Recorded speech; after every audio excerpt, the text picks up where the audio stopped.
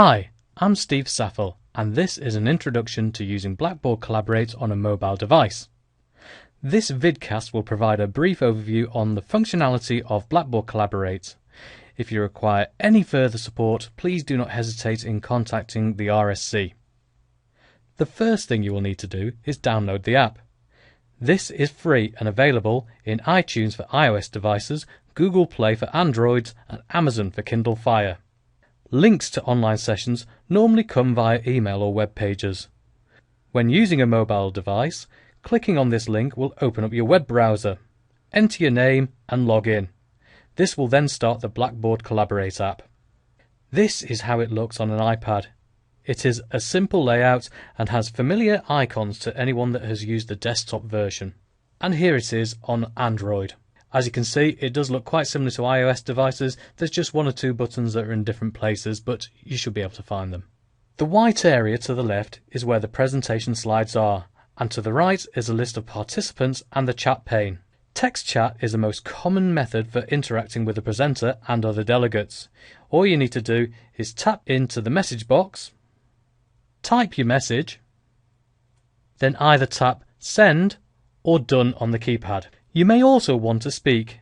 In most cases, the etiquette for this is for you to raise your hand. The presenter will invite you to speak. Once this happens, what you need to do is tap on the microphone button and speak. You can either use the built-in microphone or the one on your earphones. Once finished, click on the microphone button again and the icon should go back to normal. You can also interact by using the buttons on the bottom left. Emote icons can help you express thoughts and feelings.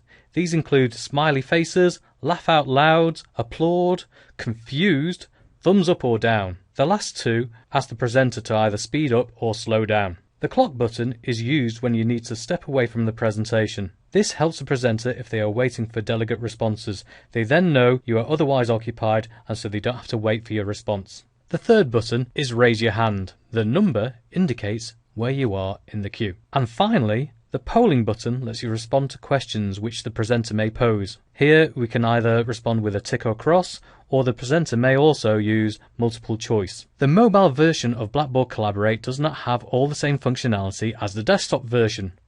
For example, you cannot follow the presenter on a web tour or use whiteboard tools. We appreciate that more people will access these sessions using a mobile device. However, sometimes we feel we need to use a web tour or use interactive tools. We aim to keep this inconvenience to a minimum. When we do use web tours, we will add a hyperlink into the chat pane, which you can then click on and follow onto the page. You can also listen to the presenter at the same time. The only thing that is lost is we cannot turn you back to the whiteboard afterwards. You have to do that yourselves.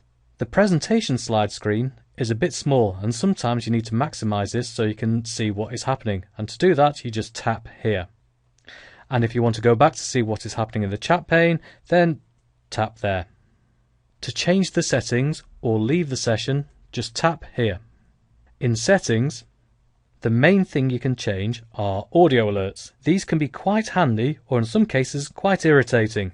I would leave it up to you to find your tolerance level. And to leave the session, just tap on Leave. Then OK. So that was an overview of using Blackboard Collaborate on a mobile device. Please contact us if you have any further questions.